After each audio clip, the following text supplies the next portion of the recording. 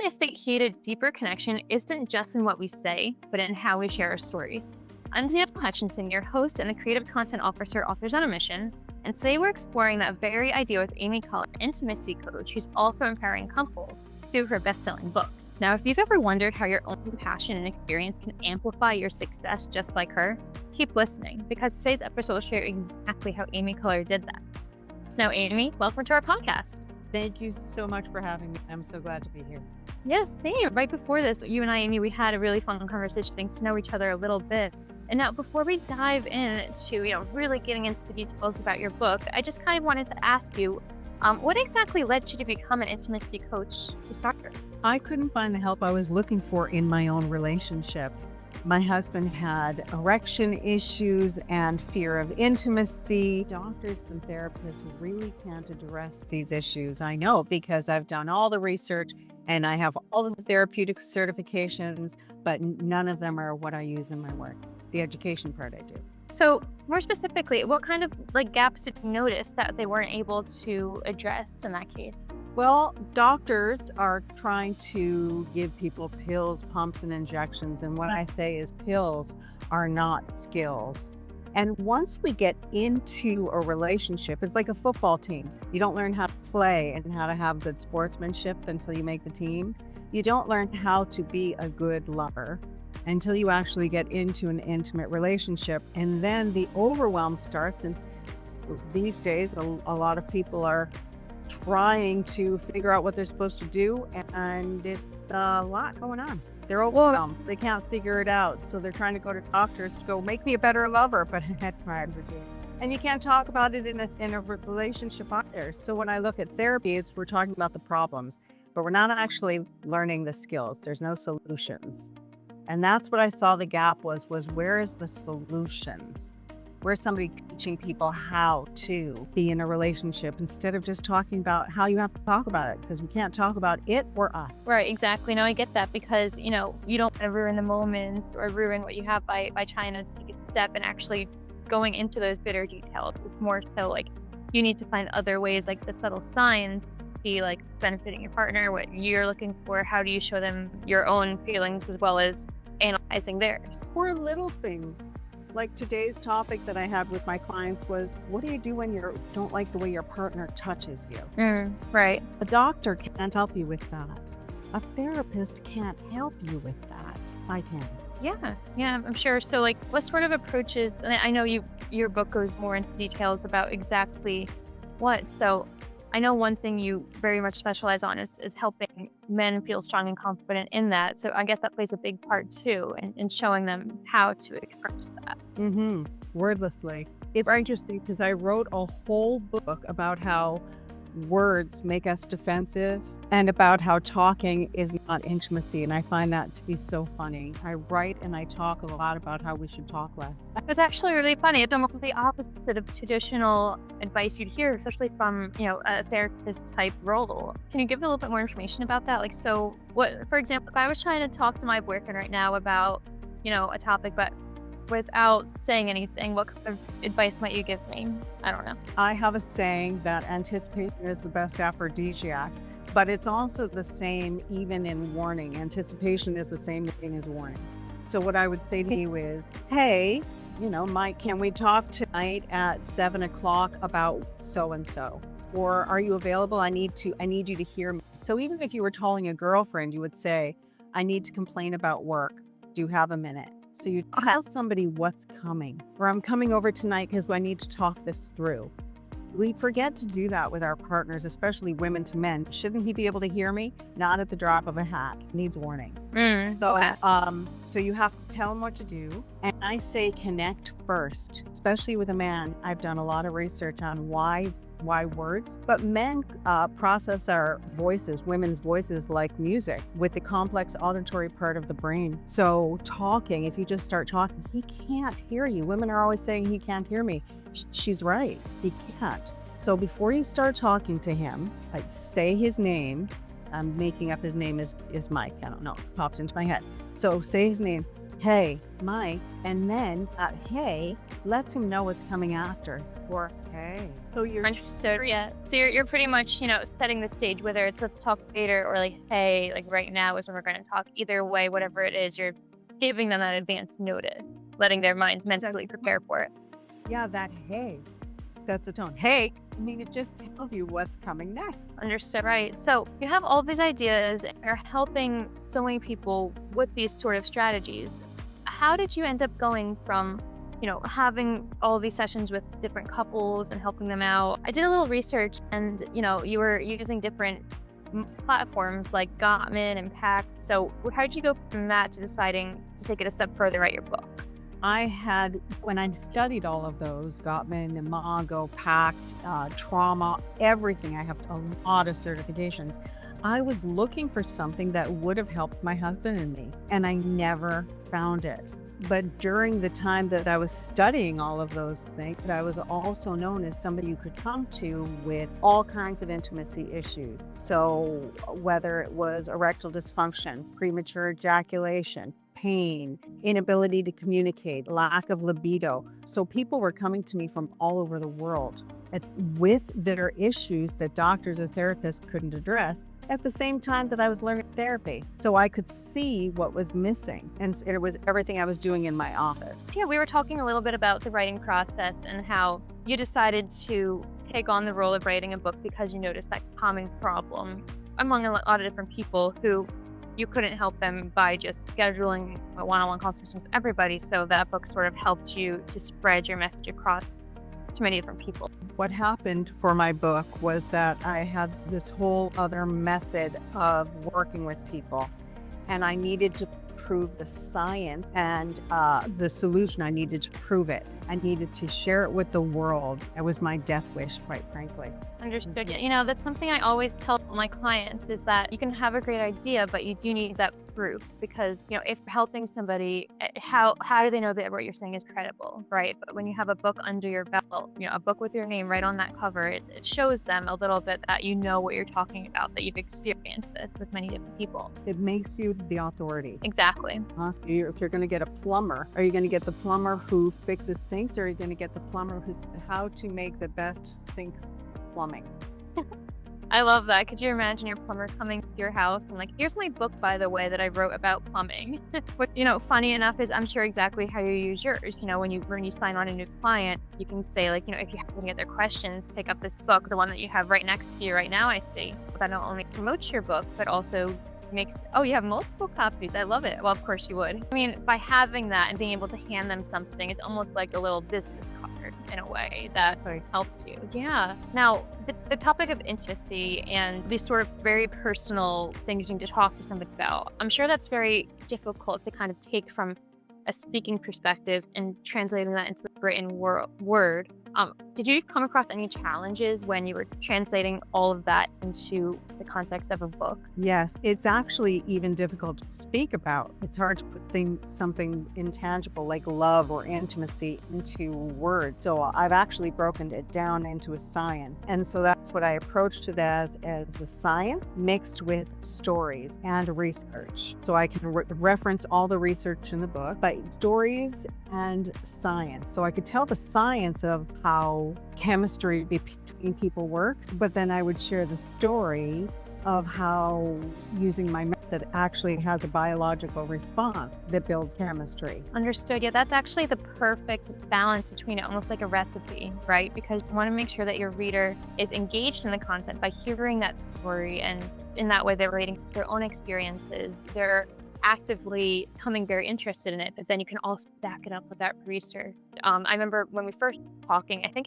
before we started recording, you were mentioning to me about how, for example, men, they use a certain part of their brain when caring to talk about a certain topic. So I'm sure that's one of the points. Would you like to talk a little bit more about how you found that research and then are able to relate it to those stories? Did it take a lot of trial and error, or was it sort of something that came to you? I had the understanding, and then I went and found the research, and I even researched all the way back to the Bible, if I might, especially since we're talking about words and books. How did that come into play in the Bible? Certain verses, passages? Because I hear women say, he doesn't hear me. And I hear men say, all I do is listen. So I had to go, And I had to find the understanding in between there because, men don't talk a lot and women talk.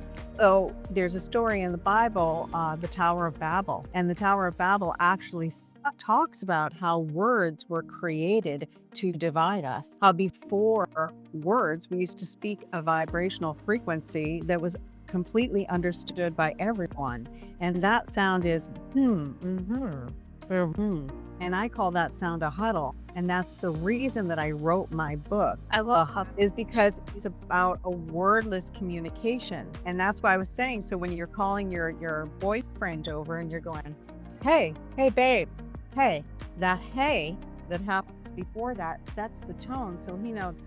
Right. It's the funny thing, if you said that, it actually sounds a little like a caveman, but it's a universal signal. It's, it's something that no matter what language you're speaking, that's something It's a mannerism.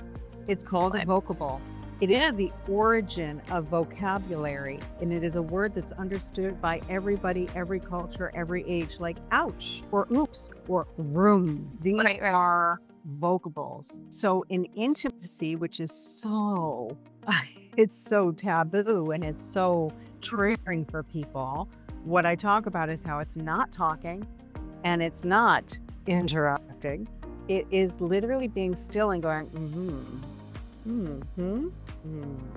and it's vulnerable because it's uncomfortable for both of you. And that's why it works. And I'm talking about, you can do it for 3 breaths. You can do it for 3 minutes. When you have to really recover from something like life or hard times in a relationship, you can just sit back to back and go, You can be in 2 different moods. It's amazing. It's remarkable. Yeah, I love that. And, as you were saying that, I started to think about something that, I've seen play out where when you just say something like and kind of leave it up to your interpretation in a way, it almost like encourages your partner to think for themselves and naturally want to fill that space too. And in that way, maybe they're opening up their own minds in a way. Like if I were my boyfriend and I was just like, hey, then their brain starts to think, what is she going to say? What do I feel about what she might say? And in a way, I think that might open up more pathways to communication. Is that perhaps the phrase I was thinking? Defensive. It will also put up his defensive. So that's why I like to say, hey, are you available to talk about this? Hey, can I get in, 2 minutes? And then actually touch their ears because we can't, words make us defensive. And, nature abhors a vacuum. So when you're both just sitting and going, and I'm all about timers. So set a timer on your phone for 1 minute, 30 seconds even. And just sit back to back or arm to arm or be in the car and don't make any sounds, hum to the radio. It will change your life. It's in my book, I talk about how it actually helps men get better sex. It's the language you use to communicate during sex. It shares your pleasure. And so in writing about this, how do you write about this? Yeah, that's sort of branching off what I said before. It's like such like an intimate topic. Not only is it a little bit awkward, but also especially if you're empowering and encouraging people not to talk. How do you use not talking within a book? How do you even explain that? I'm sure that was just a big hurdle to get through when you were writing it yourself. It really was. So I had to use a lot of research with it and then stories. So my book is full of funny stories because often with a tender topic like this, you have to have a great sense of humor. That's why my TED Talk is so funny. And that's what I did. I would write stories about, people going, we're going to talk. And this is difficult because normally we think about intimacy and getting to know each other by talking about our early childhood trauma. And I don't want to do that until I feel safe. And I don't even know that sometimes we have to do that. Sometimes that causes more trauma. As a matter of fact, it does. I have the research in my book that says that sitting in therapy and talking as a couple causes more trauma for a couple.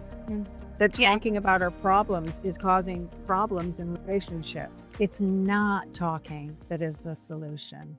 Right, I understand that because, before I mentioned about how like giving like a little and like giving them the time to think and anticipate what you might say. I remember how you meant that makes them more defensive. So sometimes if you're talking about it verbally to them, it makes them more defensive. And so those therapy sessions in turn build those walls sometimes higher rather than breaking them down. And I can tell the impact of touch and that nonverbal, just blank space in the air between each other while touching. I can see how that makes the walls go down a little bit lower, right? I have it, I put it this way. For I'm just using generalization. So, but for a man, the most thing that would put up all of his defenses is if he said, "Can we talk?" Make anybody go defensive. Yeah. And for her, for a lot of women, it's want to have sex. It's like all the defenses go up. Can we have sex? Like all the defenses go up because one of you You need to find that middle ground, a good way. Yeah. So now we are in physical connection, even if you're back to back. So I love that exercise. And you're just going, but if with no noise, it's like, but if you're just going, you want to be just going, it works. Right. I'm sure the context would sometimes be just like that.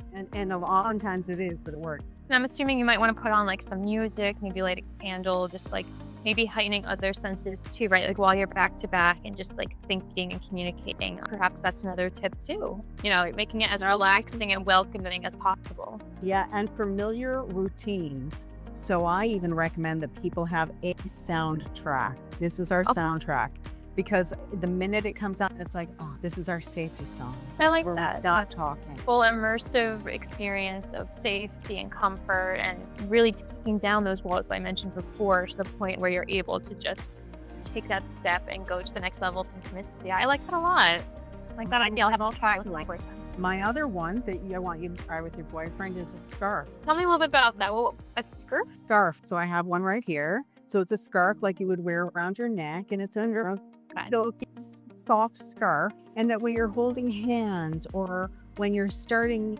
intimacy, even just to have an intimate conversation, you have the scarf because it changes the sense of experience between you. One of the most common complaints I hear from people that I don't like the way my partner touches me, like I was saying before. So this changes it, and it also becomes awareness. And why I want you to use this with your boyfriend is because you're at that perfect age and stage where it's like, okay, in 10 years, how do we keep this? This becomes your thing so that you can initiate with this. You can ask for what you want with a scarf. You don't have to talk about what you're in the mood for. You start every session with it. You can pull it out of your purse. You can pull it out during an argument. It reminds you that you're safe, that you're connected, even when you're fighting. That is so things that make people feel close. Yeah, I really like that strategy, especially how you mentioned that, if you don't like the way your partner is touching you, this is a great stepping stone. But however, I know a lot of our listeners right now might have been able to see what you just modeled. Can you describe to me exactly what would be the steps for using that scarf and increasing the intimacy? Would you wrap it around your own hands while holding your partner's hand, or how would you describe that? Super easy. While you're sitting and watching TV or a movie, just pull a scarf out and just put it over your partner's hand. Even if you're holding their hand through it or just touching their hand through it, the difference that it makes is that both of you go, oh, this is different. So that you can use it even while you're watching TV. And the goal of you as the giver is to get as soon as you get that little, another one of those little sound out of your partner, that's their defenses going down. That means you can access their thoughts, their feelings, their body, so to speak. So I like that. And, it kind of plays into what I mentioned before about like those walls coming down. Putting a scarf over your hand is almost like putting a softer material over that wall that eventually you can pull back. Eventually, I guess the goal would be to stop using the scarf, maybe to a point where you can just hold hands. Or not. Yeah, I want you to use a scarf for the rest of your life. Okay, you did say to keep it in my purse. Yep. And the reason is because life is going to happen, sweet girl. Things are going to happen. You're going to have kids. Trauma's going to happen. Parents, death, war.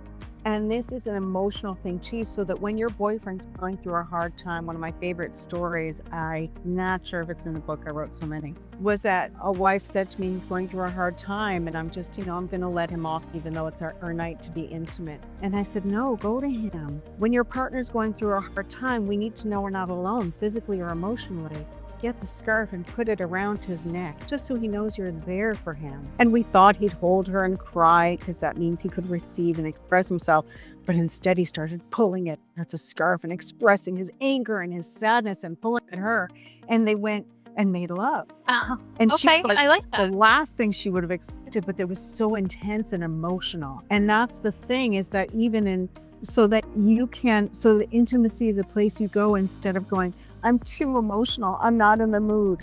This allows you to turn toward each other for your emotional needs and your physical needs. So it's a symbol that you have for the rest of your life. That's what you need as a relationship. It's these things that actually are like, oh, now I'm part of a team. I have these tools. This is what I do with my partner. And things like this are what make it different than anything you've done before, which is why it helps if there's been trauma. Or if you're later in life and you'd have tons of lovers and relationships, like so many people that I hear from today. It's like, ugh, stop. You won't get bored forever. When you follow my formula, you don't ever get bored, ever. Yeah, I mean, I can see how, even the scarf strategy, there's so many different now branches that you can take by using it. I initially thought that it was a stepping stone to breaking down barriers, but more so it's almost like There's always barriers. There's always the barriers, and it's something to carry with you for when you want to address some of the barriers more, and also to initiate that intimacy. Like you talked about how the couple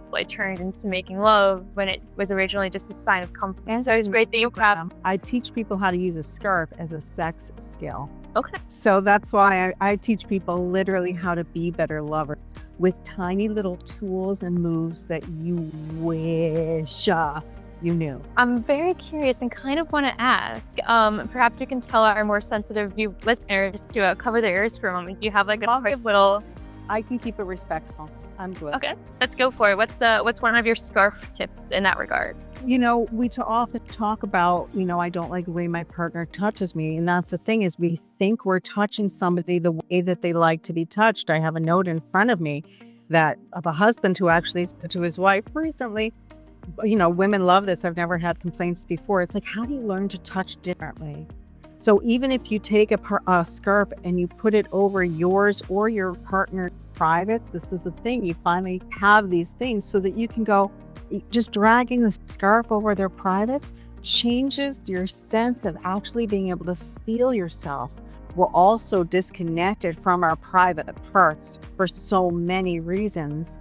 That's why you have your partner, so that you can go, oh, I can share my private moments and my private parts with you in a way that feels good. You get to explore ways that feels good, and that's what I teach you how to do. The scarf is great because, again, it changes that sensory experience. So it makes you drop your expectations. So especially for a woman, so if you just lay the scarf over a private area, and do two things: touch everywhere else on her body, and she'll have total awareness of it. And then when you do touch it through the scarf, so that she doesn't feel like you're trying to get somewhere or you're not goal oriented. This is just a sensory experience. Building that anticipation to, most of that feel good. And sometimes I say, forget the anticipation. I'm all about the timers. Women we're so on guard for that physical stuff that if you just go, okay, I'm done. And I want him to just lift the scarf up off of her slowly and walk away and go, we'll get back to this tomorrow. Yeah, that's why. Oh my God. Or we'll get back to tonight. Your whole body is going, wow, wow, wow. Right. Yeah. No, I can definitely imagine that. And now there's two different thought lines I'm having with this. I guess one path I wanted to take in this conversation is I could only imagine that also the texture and the feel of a scarf is different than the human hand, right? So just that new sort of feeling too could be another sensory element that opens up that door to connection. Yes. That's sort of what I was thinking. It's different. It's new. Creates not just anticipation, but just another source of pleasure in a way. So yeah, I think that's something I could definitely try out. But the other thing I was thinking when you were saying all of this, in terms of anticipation, making them wait, you remove the scarf and you leave the room. Think of how in the beginning of this conversation, you were talking about how those nonverbal messages almost you want them to anticipate what you want to say next. It seems to be a theme with your strategies, is that anticipation, the making them wait, the building up of whatever's to come to enhance that connection. Am I correct in thinking that? Yeah, it's about intimacy is the connection in the space between you. It's that unspoken. That's why it's so hard to write about. It's the wordless, unspoken understanding in the space between you. So when you have those little encounters like that, and you can even do those things while you're clothed. I tell people you can even do that when you're around somebody's neck. Just pull it along their neck and go, I'll see you tonight. And you're like, Yeah, because it's just something, not everybody would even know that that scarf means something more. It's like your little cue. private handshake. That's what I call it. It's like a private handshake. So like it is private handshake, okay? It's a private handshake, and you can do it in public. It allows you to be intimate in the living room. It allows you to go up when you see your partner having a hard time, not just rubbing their shoulders, which can be really annoying when you're a partner in a moment. But if you just, brush the back of their neck or take out a little scarf, I can see men do it with their tie. These little moments. So you're keeping that energy between you safe, playful, and where those intimate moments are always accessible. That's what happens in a relationship is you start cutting yourself off because we end up in a power struggle. Natural. Yeah, no, you have an amazing way of taking such like a topic that I initially was like, our readers should cover their ears, but you turned it into something that just like went beyond what the standard interpretation might be for this kind of topic. I love that. I feel like you've definitely perfected that. And, now speaking to, our listeners here, what would you recommend to somebody who might have a topic very similar to this, something personal and something that you might not want to talk about? What kind of tips would you give to somebody to relate that in like such a nice way? How do you articulate that? Thank you for asking. I share that I recently was the keynote speaker for the church. Wow. Yeah. That must have been a challenge to take what you're saying and putting in that way. But reaching back to the story of the Tower of Babel, I'm sure you were able to find very concrete ways. Yes. And I have a few Bible stories in here because I've been doing this for a while. When I went to go give my TED Talk was when I first started to make that transition into making sure that someone could hear me. There was a woman who I kept practicing to, and she was very religious. So every time she'd go, no, you say it your way. I'd go, no, I want to say this in a way that you can hear me. So when I met with censorship from online media, instead of going, this isn't fair, people need to talk about sex, I went, I need to speak in a way that people can hear me. And I've been doing this for so long. I've been doing my work for well over 25 years. And I've called myself a coach, an intimacy coach, because the word sex triggers women and the word therapy triggers men. And I really do teach people like a sports team, so a sports coach. But that's what I say is find the person who has the hardest time hearing your topic. If you can explain it to a 6-year-old, if I can explain it in a way that doesn't make my church lady wince in fear, then I know I'm hitting it. Right. Pretty much what you have to do is get to know the person a little bit, listen to how they're talking about it, and then match how you're talking about it using the same kinds of words, whatever their comfort level is. And that's how you reach somebody. Yeah. And they're not talking about it. But because I talk to mostly men for 20 years, that's why I use sports terms, because they don't want to hear therapy terms. And then I realized when you go to a therapist, you're using therapy terms, you're learning their language. And instead, I teach a language that men understand, and that's why it works. There isn't anybody teaching men this stuff. Yeah, because they think, it's something that they shouldn't have to be taught about. They think, it's almost like a pride source, I would say. So it takes a lot for them to even reach out to you or to accept it. So by meeting them from their level, that definitely could only help. I'm sure you have a lot of clients like that. Yes. Yeah. One of your questions was one of the challenges that I had during my book, and a lot of it was hate. I actually got death threats while I was writing my book because people would Who may I ask? Like the men in general? Afraid who I was going to put their name in my book as if I would. Oh. I even still have people who reach out to me that I've never met who are like, the story in your book is my story. And I'm like, I've never met you. Don't be proud at me. And because I helped men, I started by helping men with erectile dysfunction. And there's so much, as you said, the pride and the shame about that. And I'm like, you're not the only one. I was booked months and months in advance. So how do you that's why people are so triggered by my topic, their pride. Yeah. Wow, that directly ties into what I was asking before, because this is a topic that obviously it's sensitive. People get upset, and many other people out there like you have amazing insights about this. It must be so challenging to find those ways to frame it so that, nobody's upset. But I guess in this world, everyone's upset about something. So you have to be prepared for that. I guess that's another tip. Not only you're meeting people, formatting your own speech to match theirs, but also knowing, I guess, that there's always going to be somebody a little bit upset. Yep. Yeah, that's so funny that people heard about your stories and you didn't even meet them. And they were like, are you talking about me? Yeah. Wow. Everybody thinks they're the only one. Yeah. Yeah, my goodness. One thought I had is, I actually didn't mention this to you before. I've taught high school English for many years. The funny thing is, when you're talking or trying to teach, I also did younger grades too. And I've worked with many different age groups. And whenever you're talking to them, teenagers, younger kids, preschoolers, you need to meet them on their level. And that kind of just relates right back to saying before about framing your words to match your audience. So it goes on many levels, whatever the topic is. And my topic is always this. So even when kids, and it's happened to me, because that's what people come to me for, and I am a mother. So when my kids would come to me or ask sex questions or their parents, I described it as Lego. It's funny to me, but it actually makes a lot of sense because that's what they would picture it as. It's something they see in youth every day. I can only imagine that little kid now playing with Legos and connecting the dots a little. I knew they understood. Yeah, I didn't think of that part. But I knew they'd get it when they went, ew, and I went, exactly. I mean, that's one way to do it rather than just saying like, mom and dad were in love, and you got to talk real to them. And that's another factor into it. You can't just sugarcoat these type of strategies either. If you have a topic that is sensitive, it needs to be addressed in a blatant, direct way. You can't tiptoe around it.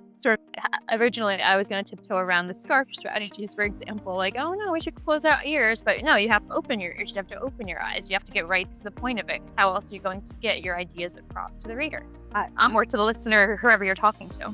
I think it's remarkable. I teach sex skills in my program, and I have videos that I had props made. There's no flash showing. And so I watched myself teaching these things, and I was like, oh, this is awesome. It's really cute, actually. I think that's pretty amazing. Respectfully. Hard to teach these things respectfully. Yeah, and that's something that I think a lot of us, no matter what our goal is, to find that respect and communicate to, whether it's your partner, your audience, your students, your children, to find that level where they're going to relate to you, and just matching them wherever they're at and helping them grow to your understanding of whatever the topic is from there, taking their hand in small steps. I'm sure that's what you do with a lot of your clients. Mm-hmm.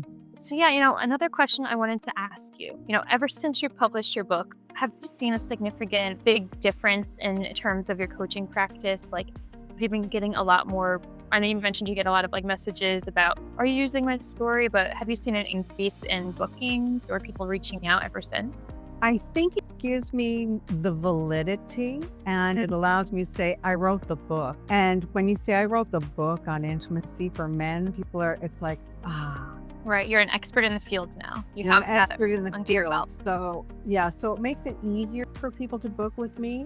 And oftentimes when I do a webinar or a masterclass type of a thing, I'll wait till the very end and I'll say, answer these 3 questions, and I'll send you a copy of my book. And when people join my program, I actually mail them a printed version of my book. Yeah. Those are all great strategies for marketing too, because for example, when you have a webinar, you're talking about all of these different topics and how, you can help them. Then you're like, well, here's my book, read it, get to know it. The more people that have those copies, the more people they're going to share it with other people, and they're going to want to buy your book too. They're going to want to download your materials and watch you do that, spreading your word and spreading your message just there. Correct. That's wonderful. Yeah. I mentioned before, it's like your personal business card. Yeah. Yes. It's something that we do here in Authors on a Mission. It's like a lot of people out there have these messages and insights and frameworks they want to share with people. How else do you do it and turn it to almost a business asset without your book? You need to have your name on that book. You need to be able to say, like, here's everything right here. The research, the case studies, examples, and that's exactly what you've done. So that's just wonderful.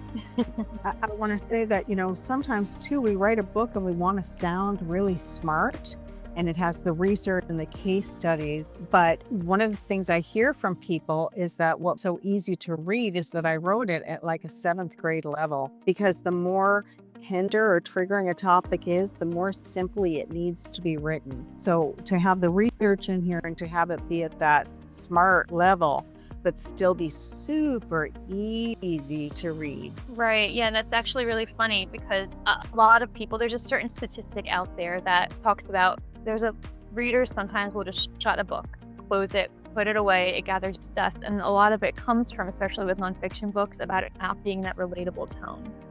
You know, like especially with your sort of topic, if you're just talking about the pure science behind it, who's going to want to hear it, right? But when you have those stories and you make it, on a simple words, straight to the point, funny, that's when people actually want to read it. That's a very important tip for anybody who wants to write a book.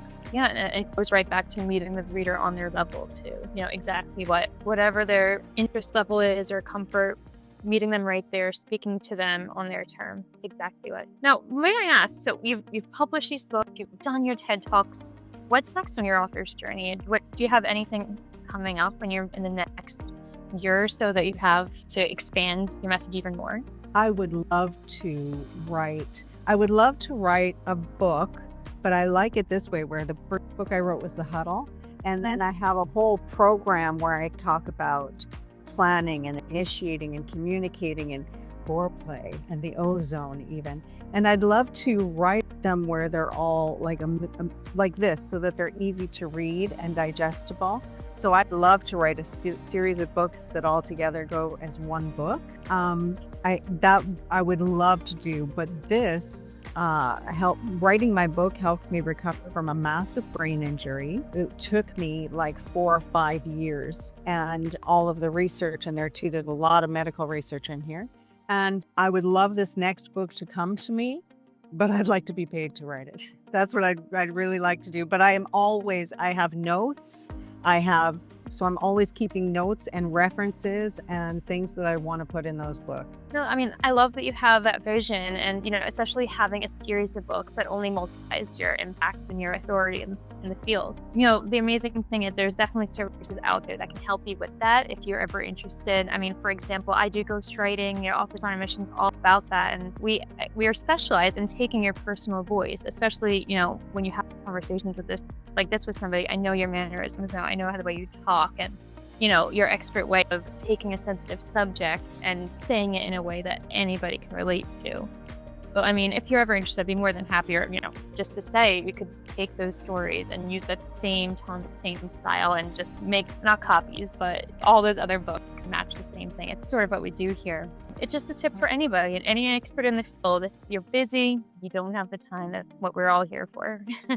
I love that, especially since, like you just said, you could match my style and my tone. Oh, definitely. Whenever I work with my clients, I make sure that we have weekly meetings like this. If they have the availability, or if you're too busy, it's always okay to communicate via texts or messages too. But talking face to face, seeing that your facial expressions and the way that your tone goes up and down describing certain things, it helps me as a writer to mimic that within a book. I also like to use sometimes recordings to my clients, sometimes even send me messages in the middle of the night. I'll get a message like, Danielle, I just had this dream and we have to put this in the book. And that sort of thing helps me to capture your voice. At the end of the day, that's what's important, is making sure that your message is delivered, but not just in any way, but in the way you want it delivered. Does that make sense? Oh, yes. Yeah. Okay. Well said. Well said. Before we end off here today, I actually have a kind of a fun idea, a little bit of a game if you'd like to play it with me. I'm with you, girl. So I'd like to call it almost the rapid fire round, where I have a couple questions here, and I'm just going to ask it to you. And, the idea is for you to just answer it at the top of your head, the first thing that comes to mind. Go. How's that sound? I love it. Okay. So my first question here is, are you an early bird writer or a night owl? 24/7. 24/7, sort of whenever you have to get this. I had to get this thing out of my soul. So for me, this was a 24/7 process. I couldn't work. I couldn't sleep. I couldn't do other projects.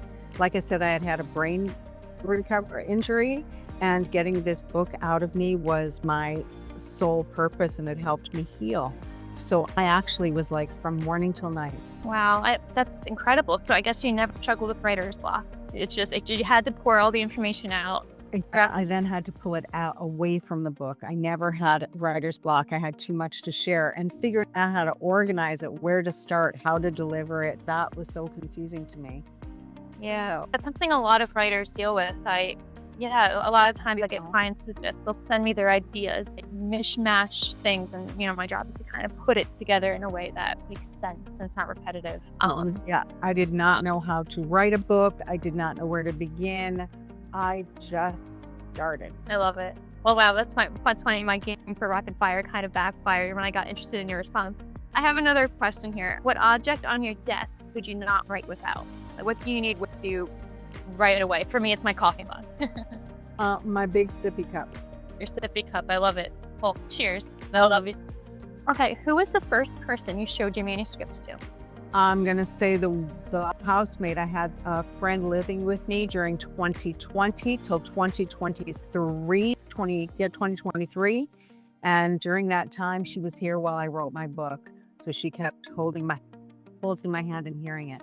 And by being with me, she's in an amazing relationship and marriage now. Wow. Okay. So not only was she there watching you throughout the process, but she learned from your story and got to read it firsthand. Completely changed her life, her relationship to intimacy, her men, everything. That's incredible. No, that's wonderful. I'm so glad that not only were you able to share that with her, but she was with you on that journey too. Okay, a couple more questions here. What was the most awkward moment you've experienced while writing this book? I mean, it's a book all about very touchy topics. Did you experience any awkwardness in the research or the interview stages or writing the case studies? Or I think my funniest is that I particularly help men with intimacy issues, erection issues, health issues. So, and then I'm also a woman, so my computer didn't know what my algorithms were. They thought I was a gay man. Oh my goodness, that's hilarious, Danielle. As a writer too, I mean, I told you all these screens behind me, they're for research. I get the same thing about all these different topics. I guess that's something that any aspiring writer should be prepared for, is getting the most random ads. That's so funny. I love that. So, okay, let me just ask this one last question I've written here. What is a surprising skill you developed while writing this book? Something you might not have thought you would have before. I learned how to talk about my work. It helped me get over, quite frankly, the shame and embarrassment of sounding woo-woo. Okay, yeah, no, I like that. And that's almost what we talked about before, like finding a way to get over your personal hurdles, sharing your insights with others. No, that's incredible. Before we go, do you have any questions for me? Well, I love what you do. So you do ghostwriting and you put it together, and I'd imagine do you offer the services, do book covers and the full design and layout and upload it and all? So my role specifically is angel writing and editing. We have a lot of other support team members here, Authors on a Mission, who do more of the graphic side and the publishing sides, but I do wear many different hats here. And I love doing what I'm doing. I get to talk to people about all different topics. You're the first intimacy coach I got to speak with. But yeah, I'm loving it too. It's very cool. I've talked to business leaders, educational leaders, all different people, health books in many different categories. But the commonality between it all is that everyone has a story to share. So I love being able to take all those jumbled ideas that you were talking about before and helping them put it together in a way that not only is going to get read, but also helps them with their own endeavors. You know what I mean? Because you could write a book, but to do it in a certain way that actually, benefits you beyond publication, that's another avenue, which I'm sure you actually had to figure out yourself. Yeah. So I love that you do all that. And I love that you refer to yourself as an angel writer. Well, that's what we all do here at Authors on a Mission. I like it too. I mean, why do you want to be a ghost, right? Be an angel. Really? So good. All right, Amy. Well, before we go, do you have anything else you'd like to share with our listeners? I want to say thank you so much. I'm glad to be here. Writing a book was the best thing I ever did. And if you want more information, please go to amycolor.com. That's COLOR, like red, yellow, blue. I love that. That's a great way to remember it. Hear that, everybody? Go right to that website. Check it out. She has some amazing things to get started. She just shared with me. She has a good starter kit. you can go ahead and check it on out. Thank you so much. All right. So yeah, well, with that in mind, listeners, that's all for now. If you got inspired by Amy's transformation from expert coach to an author, we'd love to show you too how Authors on a Mission can help you create a similar result. Whether you have sensitive topics like Amy or any other idea, our system really does help professionals take your books and help you build authority and drive business growth. So if you're interested, feel free to reach out to authorsonamission.com and you can begin your author's journey too. Next time on this podcast, we'll continue helping leaders like yourselves transform their knowledge into impact. I'm Danielle from Authors on Mission, and today we're joined by Amy Caller. And until our next episode, keep writing, keep leading, and keep inspiring. And have a great day.